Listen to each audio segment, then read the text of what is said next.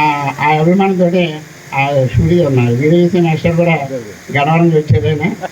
అలాగే నరసింహ గారు, మా సోదరుడు ఆటారం పిలుస్తూ ఉంటాం ముద్దయ్య కృష్ణరాజు గారు, ఆయన నా క్లాస్మేట్ కూడా అని. వీరందరూ కూడా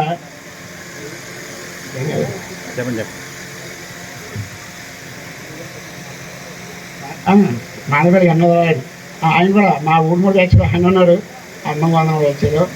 ఎనీహో మీ అందరి యొక్క ఆదరాభిమానాలతోటి ఈ ఉద్యోగ జీవితం అనేటువంటిది చక్కగా నేను పూర్తి చేయడం జరిగిందండి.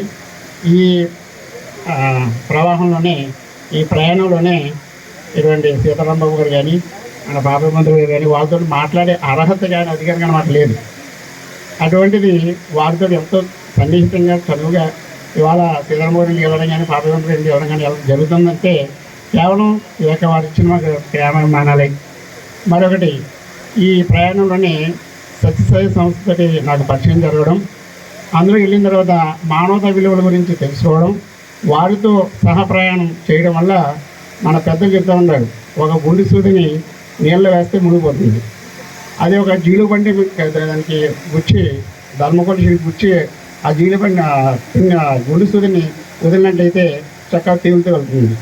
అట్లాగే సత్యసాయి సంస్థని ఆశ్రయించడం వల్ల ఈ గుండు సూది కూడా అట్లాగే చక్కగా ప్రయాణం చేయగలుగుతుంది. మీ అందరికీ ఆదరాభిమానాన్ని పొందగలి అని చెప్పేసి కోరుకుంటూ తెలియజేసుకుంటూ, మరి ఈనాడు మిమ్మల్ని అందరం చూస్తున్నది చాలా ఆనందంగా ఉంది.